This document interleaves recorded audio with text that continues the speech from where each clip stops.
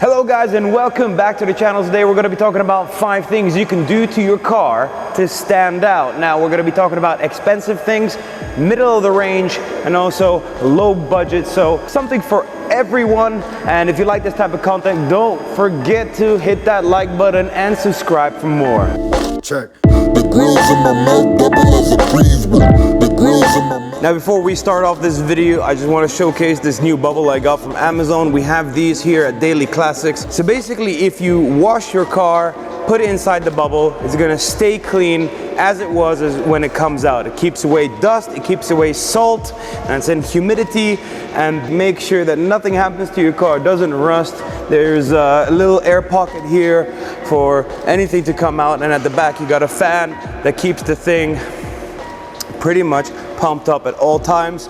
As well, there's a little filter here, so something to make sure that your car stays safe. All right, so as soon as you get a new car, you want to change it up, you want to make a dramatic difference, is to change up the wheels. Now you can do it in a couple of ways. Obviously the easiest way is to just buy new wheels and find out, what fits and what not. I use Fitment Industries because you can type in your car in the gallery and find a lot of vehicles that might have the wheels that you're looking for, and also just really helps me out with spacing, finding the offset. With Snowcat, I went for a 3-piece wheel from 1221, and I just feel like they absolutely changed the whole look of the car. Obviously as a wide body kit, but going for any type of wheel will dramatically change what your car looks like, and also kind of make it yours and show off your style. Now the cheapest option is actually to go with spacers. Now Casper's Subaru here has spacers, just spaced out the original wheels, pushed them out a little bit, because originally all cars from the factory have the wheels in a little bit. I think that's because of regulations, so they don't stick out and spew everyone with mud, water, or whatever.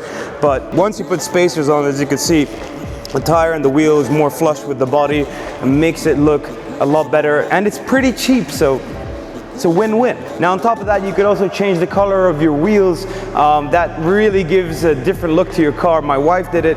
Actually, I did it for my wife as a birthday present, and it totally transformed her car. As you'll see right now, just looks great, just makes it her own, a little bit of contrast, and it just pops. And everybody's been asking her if she changed the wheels. They love her new wheels, while in fact they're just the stock wheels repainted. Next up is your intake. Now a lot of people don't know that the intake can change the sound of your car. It's also a nice feeling when you open up the hood and you see something a little bit modified. There are 3 ways you can go as well. So you can go with really expensive carbon fiber intakes, and the benefit of having a carbon fiber intake is that carbon fiber dissipates heat faster than any other material used for the intake. That is great for cars that run turbos, that run superchargers. In my Hellcat, what it does is it still runs around the same temperature, but it cools down a lot faster. So when you're in traffic, you're not moving, when there's no airflow going into the radiator or an intake, you have that to cool off the excess heat, and it really helps, and you can see it happening live if you have the gauges for it. You can also go for an aluminum intake, and that really ramps up the noise your cars make.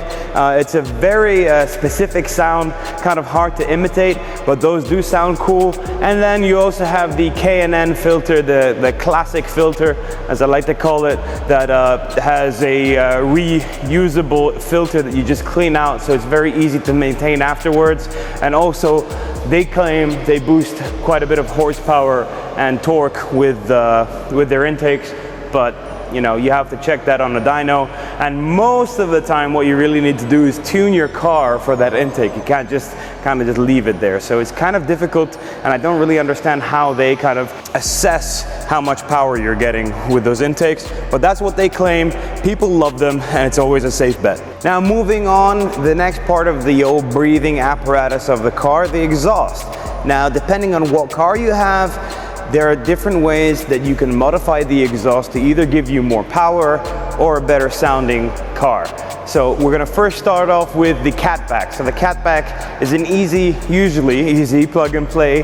What it will basically give you is just a better sounding vehicle. And what's great about a catback is that usually they do account for drone. so you don't have drone while you're driving.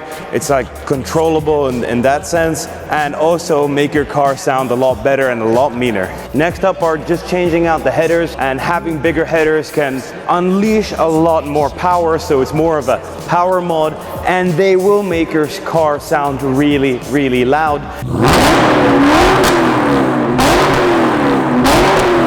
So just keep that in mind.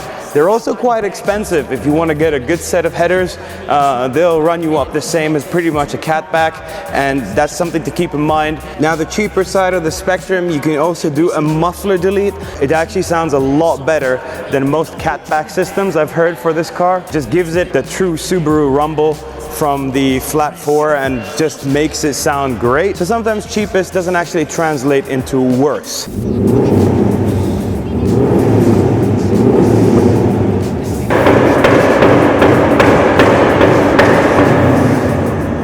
Last but not least, the cat delete. Now, your catalytic converter really holds back on power. It's more like a filter for your exhaust that will make your car extremely loud, but also give you a performance benefit. Now, in a lot of cars, it's actually a lot cheaper just to delete your cats instead of getting that really loud noise that some people want. But the added value with that is that you can tune your car and make it faster. So it's, in my opinion, one of the best things you can do along with the muffler delete, but bear in mind you will have a lot of drone compared to a catback exhaust. So back to aesthetics. So one of the key things that I love to do with my cars is to debadge them in such a way that they're not cluttered with all these badges these manufacturers are putting out late. Companies like BMW are even offering to debadge the cars from factory, but if you buy a used car and you already have those badges, you might as well just take them off. It's a very simple thing. All you need to use is some fishing line and a little bit of time and patience, and you can take them off yourself. And they really do make your car look timeless, that the manufacturer later on wants to sort of market their cars with your purchase. So debadge your cars, it'll make it look great. Now, next up, what you can also do is remove the chrome, and that's what I'm going to be doing with my Maserati here. This car, even though it looks good with the chrome on it, I want to de-chrome the whole thing, make it everything black, because I'm also going to be changing the color by wrapping it. That's also one thing you can do. Wrapping is a great way to change the look of your car and preserve the original color. A lot of people don't want to buy a second-hand car that has been repainted. Drops the value of your car down real quick. So it's better just to keep your color, wrap it in anything you want. You got a lot of possibilities there. Now, moving up to more expensive stuff, you can add a lot of carbon fiber. If you have a popular car, there's definitely carbon fiber parts and replacements for what you have on it. For example, you got lips, you got bumpers, you got wings, you got little details like, for example, here you got the inlets here, and you can also get your wing mirrors in carbon fiber. You can get your interior parts in carbon fiber. Everyone is on this carbon fiber craze. It's the most expensive option you can go for with your car, which is a body kit. Now, body kits might not cost that much, but the work to put them on does, because body kits never come 100%. And what I mean by that is that, for example, with this kit from Prior Design, the rear bumper, it wasn't straight, it was very wavy. And apparently they do this on purpose, so you're able to kind of attach it to your car in a perfect way, because like sometimes cars are a little bit different, so that just gives you some leeway to the installation of that. But one thing you do have to keep in mind is that you have to cut your fenders, and that's not a pretty sight to look at. Chop chop. Yeah, it's gonna take a lot of time. You're gonna pay a lot of money for it to be done. This was done with SMS Design and Performance.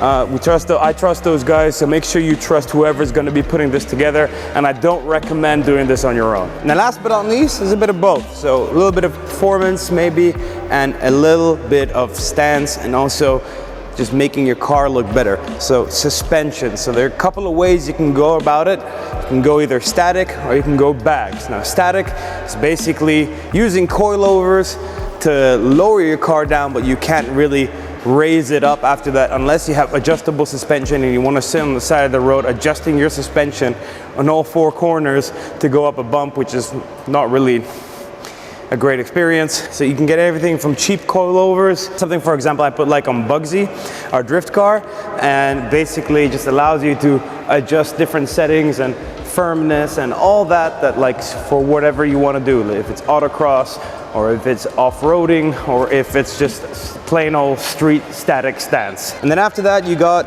your air suspension. Now I'm a big fan of air suspension because it just allows you to adjust your ride height on the fly. Great for a daily driver because you can lower the car down for the show and just have it bag straight on the ground and then lift it up, drive home safely, go over all the bumps and all that. It's just a very usable piece of equipment, but what you do is you sacrifice a little bit of boot space for the tank that goes in the back. You can use them for performance as well. You're still going to be able to do spirited driving with airbags, and you're also going to be able to get that stance look at the show. In my opinion, best of both worlds, but it is more expensive than getting your coilovers. I went with AccuAir, which unfortunately doesn't exist anymore, so I can't really recommend that company now unless you buy a used kit. Airlift is still around, and if you're looking for a full-on solution, they have a lot of kits for different cars, so you can check them out as well. Anyways guys, thank you so much for watching. If you're still here, make sure to hit that like button. And if you're still here, make sure to subscribe and hit that bell notification button. It really helps me out. Thank you so much for watching and take care.